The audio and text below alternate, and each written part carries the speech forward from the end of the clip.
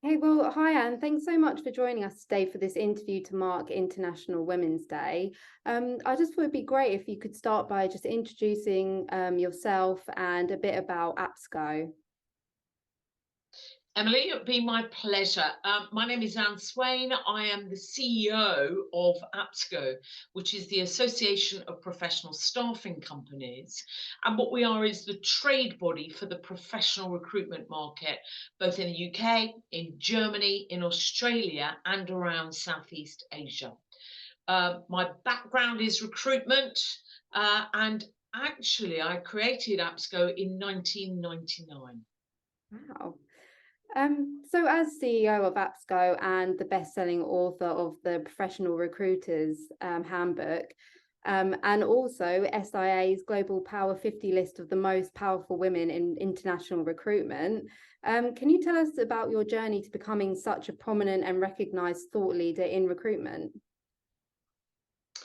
Well, it dates back quite a long time, as you can probably imagine. I graduated from York University in experimental psychology and biology. Having come from a working class background, actually, grew up on a council estate, sixth floor, and with no academic prowess shown necessarily in the family beforehand. So went to university, came out of university, wasn't completely sure what I wanted to do and went to a recruitment company called Graduate Appointments. And Graduate Appointments placed me in a job that I thought was all about advertising because of this psychology degree. I thought advertising sounded interesting. Placed me selling advertising space on Computing magazine and spent a year doing that, the best training of the whole of my life. And from there, got headhunted into a recruitment company that we were selling advertising space to. And of course, it was all paper oriented advertising space. So got into the recruitment market pretty much by accident, which in those days most people did. Worked for a couple of recruitment companies for quite a period of time before being headhunted by a software company. So I was in the IT market, a software company, to come and become their recruitment manager, and then HR manager, then another software company, again HR manager, before thinking actually there could be some good training that the recruitment market could have. And so consequently created a training company called Learning Curve, that trained recruitment people at the top end in recruitment skills, selling skills, management skills, and that kind of stuff. I sold that company to a very large recruitment company who asked me to come and become UK sales director. So I had 250 recruitment consultants reporting into me through different managers as they came upward. And then I actually left that role to create APSCo. So very much recruitment oriented, which I'm proud of, actually. Yeah, very proud of. Brilliant. So I think recruitment has a bit of a reputation for being a male-dominated field.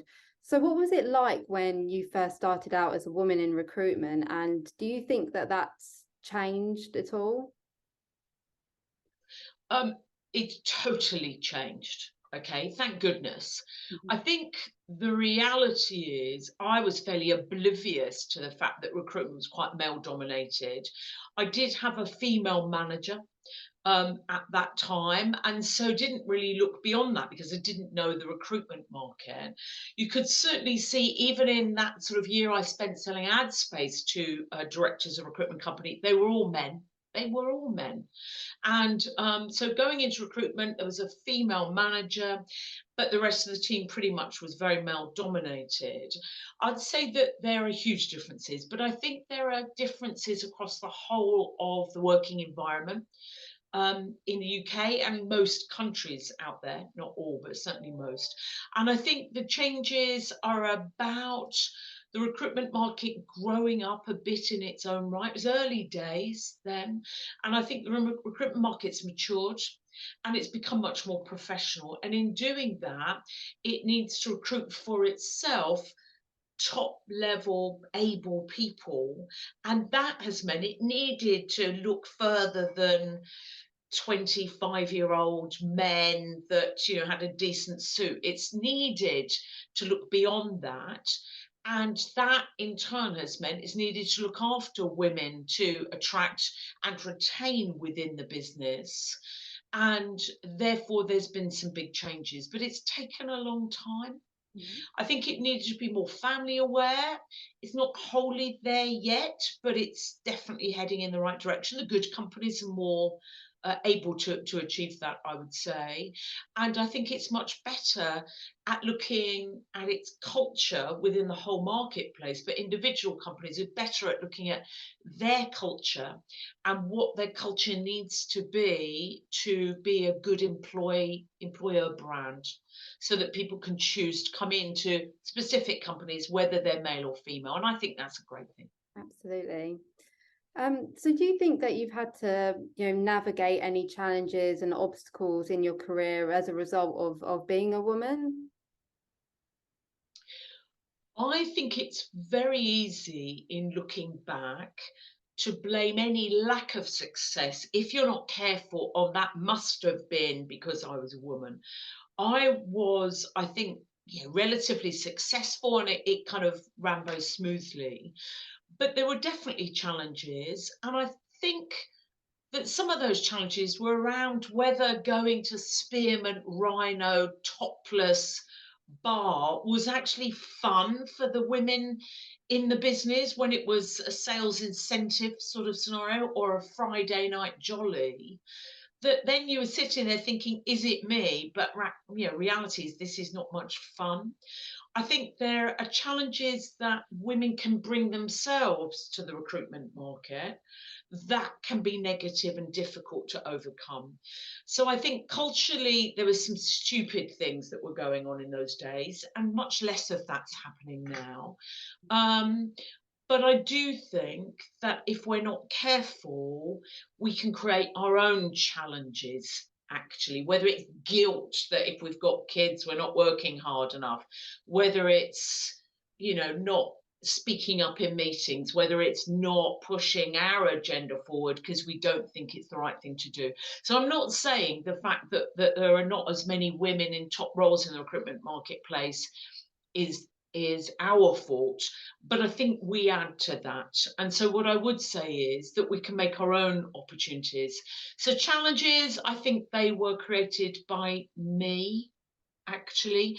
And I think once you can find your own happy place, the right recruitment company that provides you with opportunities to develop, opportunities to grow yourself, then you're in the right place. But I think it was a naive market then. Of course there are challenges out there, of course. Um, but things are changing. Things are changing. Right. So you mentioned about, the industry needing to be a bit more family orientated, and you just said about, the guilt that women often feel about, balancing their career with a family. So how have you, in your career, been able to balance your personal and professional life? I think that's a really big juggle, and I think women find that a bigger juggle than men do generally. And again, it's difficult to say all men and all women, so we need to be careful about that. I have a second marriage. I mean, it's 20 years since my second marriage, but between us, we have 7 daughters.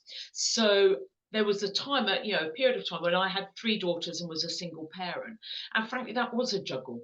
It was a juggle because 8 o'clock meetings on a Monday to get the team pumped was a pain in the arse for somebody like me with 3 kids I needed to drop off at nursery, school, or whatever. Um, there was always a big view that if you weren't in the office and present, then you probably weren't doing any work. So people stayed longer hours to prove a point, and definitely I've been part of that. And therefore, going to prize givings and things like that, you felt guilty. So I think that has been a huge juggle. I'm somebody who's pretty well organised. I like things to be planned. I look a bit flibbity gibbet, but the reality is I'm really well planned and well organised. My clothes are laid out the night before because I had to be that well organised. It's that kind of stuff. So being on time, being there, being well organized, looking appropriately dressed could give that impression that I wasn't juggling. But there's no question I've juggled. And I think that's absolutely more difficult for women than it is for men. With regard to big obstacles and hurdles, I think that in some ways I'm a strong personality and fairly oblivious to hurdles. I'm a push the hurdle out of the way or jump over it and try and take a team with me kind of person. And I think people can be like that, whether they're male or female. But it's more difficult, I think, for women to be like that, with a view that it's less expected of women to be like that. We like to be liked, we want to be part of the team, we don't want to push ourselves above everybody else. But there's sometimes, if you want to get something done, you need to be doing that and making sure that things are achieved. And I think I had a fairly strong desire to achieve things for the team and for the business, and that meant personal success for me. But it can mean that people don't like you as much as women would quite like everybody to like us, and you have to decide whether you're worried about that. Yeah, definitely. I think a lot of women across many different industries really relate to what you just talked about. So I think that leads on really nicely to talking about, how can, other industries in the recruitment industry better support and promote women in the workplace? I think, look, and I think that they can. And I think the big thing is not only about recruiting them, it is that support, as you talk about, to make sure they stay and fulfill what you need them to and what they need to do to fulfill themselves as well. So I think that we should attract a completely diverse. I mean, women don't count as diverse. We're over 51% of the population, frankly. So the reality is, to attract a really diverse workforce. Everyone knows McKinsey's report saying that you're more likely to make a profit with a more diverse group of people, especially in management and decision making positions. So I think that the recruitment market needs to embrace that. I think it has done. And I think some of it is because there haven't been enough people for us to recruit, so we haven't cared. So the reality is, recruiting a diverse group of people, I think looking at what that diverse group of people need to be able to do a fantastic job. And if that is hybrid working some days at home, if it's starting later with flexible hours and finishing later, if it's working hours that allow you to pick up kids, drop off kids, or whatever else it may be. Those are the kind of things that attract women. I think we need to be careful to remember that not all women want kids or have kids or ever want kids, be near kids even. So it's not about kids just. It's about that whole package. I think we need to make sure cultures within our recruitment companies aren't just based around young men, that kind of very aggressive run at targets and whatever, but they can be about women working in teams and individually to achieve really fantastic goals.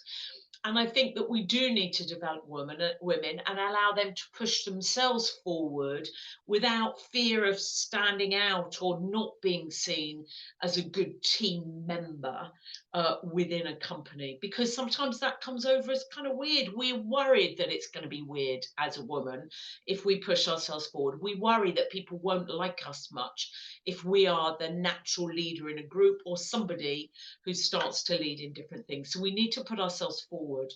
I think the recruitment market has more potential than any market to allow women to do brilliantly. And the reason for that is we have targets. The targets are on our screens, or in the old days, they were on our walls. Sometimes they still are.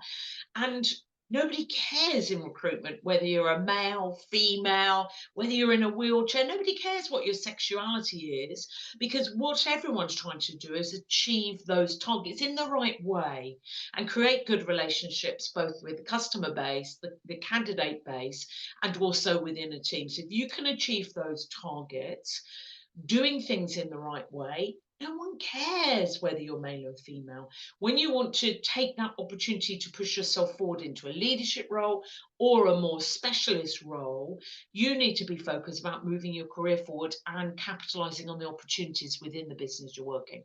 So the recruitment market, I think, is a level playing field. I really do. And that's fantastic because let me tell you, most markets aren't. So we are lucky to have that opportunity. Very lucky.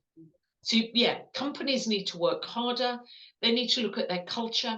Most women will leave a recruitment company because the culture isn't quite right, or that they feel that recruitment isn't for them. That's about the culture. That's about maybe it being too hard hitting all the time, or running at things that maybe could be done in a different way. I remember speaking at an APSCo members event actually about women in the marketplace. Very nice company based in the city.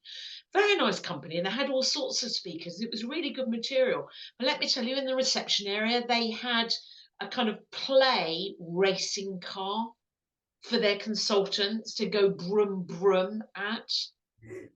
And as a woman, does that really turn me on? Or anyone I know who's female? No. And yet was so caught in a time waltz. They were saying all the right things, and yet a racing car in reception tells you that there's a long way still to go to speak the language of women and everybody else. Yeah, so at APSCo, you seem to have like a very, supportive, close-knit team. And I know that APSCo, one of your initiatives is really encouraging recruitment companies to be advocates for diversity and inclusion in the workplace. And that's a very big part of what APSCo is doing at the moment. So how have you yourself throughout of your career really empowered and mentored other women in the workplace? Well, I have done that actually, and I'm doing it even now. So I personally will always have a couple of mentees. They're not always women, but they generally are women who come to me on a monthly basis. Sometimes it's on Zoom, and certainly when we were in lockdown, it was on Zoom. I have somebody called Emma and somebody called Anna, both of whom I mentor on a monthly basis, and have done certainly with Anna for about a year, and Emma is slightly newer, and I've had some previously. And I find it really valuable. I think I learn as much as they do, and we talk about things that they're wanting to achieve and look at what they're trying to do to achieve it and other options of where they can, how they can get there. So I think it's really, really important. APSCo as a business has a lot of women there. My two senior leaders in the business, Sam Hurley and Moira Rylands, are both women. And I mean, they've been fantastic. How lucky am I? I never thought about whether they were female or male. Actually, it was irrelevant, but they happen to be women, and that's been fantastic. And I tell you, I think one of the biggest things is that I think it's really important, if you have any level of success as a woman, don't become that psycho bitch from hell that hates all women and does not help people or squishes people to make yourself feel important. And it's weird that anyone with a level of power in any market as a woman, everyone assumes they're going to be some cold psycho bitch from hell. And you so don't need to be that person. And so consequently, I think it's about being warm. I think it's about encouraging women across the piece to take the opportunities, find the opportunities to do really well. Look, I said my husband and I have 7 daughters. My youngest is at university, and the rest of them are amazing, amazing young women with pretty impressive, far more impressive than anything I've ever done, careers on the go. And if there's anything that I've tried to communicate them, is not to be the cold-hearted, powerful woman. Help people, give them that leg up, that even if you didn't get that, give them the leg up to make sure that they can stand, head and shoulders above you. And I think that's really important. I think all women out there, especially in the recruitment market, for heaven's sake, that have gained some level of success should mentor people, should create opportunities for them. The other thing I would say is that APSCo for years was running women in leadership. It's become part of that bigger embrace D&I piece that we have, that has all been about empowering women to achieve the best that they can be. We've got a new training program actually that we've been delivering in-house, but it's being launched on the in March, obviously, for International Women's Day, so that it will actually start being delivered in May to an open group of people. And it's all about women in leadership roles and some of the problems that women can have, guilt thing, that perhaps pushing themselves down, underestimating what they've achieved, looking at somebody's experience that might be better than them rather than putting themselves out there. So we've made a big effort, actually, and I think it's important. I think it's hugely important, and we'll continue to make that kind of effort, and so will I. So how do you see the role of female leadership in recruitment evolving in the future? I think there will be more female leaders. I think that actually hybrid type of working helps. If you do have a family, that can help. I think the other flexibility and the idea that presenteeism isn't where it's all at will help women. I think some of the opportunities for part-time workers. I mean, there used to be a view that you can't be a leader in 3 or 4 days a week. Well, that's ridiculous. And I think COVID's helped women from that point of view. So I think that role of women as leaders has hugely evolved. I think there's been quite a big focus for anyone owning a recruitment company, and they're trying to sort of put a leadership team there. There's been a huge look now at spending money on developing those leaders, and any development will show the sides that women naturally will be better at, or men warm to, and show that it's irrelevant whether you're male or female in a leadership role. But also the shortage of really great leaders in the recruitment market means that we're more desperate to train our own. And that means that people don't care. They're not thinking about whether they're male or female, except creating better environments to attract women in and to keep them and train them to give them development to stay. So I think it's only moving in the right direction. I really, really do.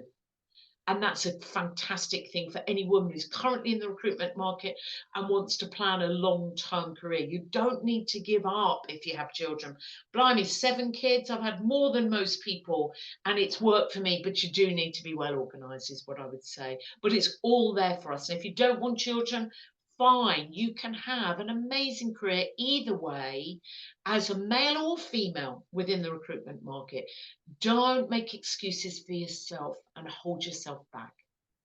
Well, Anne, I wanted to end the interview by asking you basically what International Women's Day means to you. And you mentioned that APSCo is holding an event to mark that day.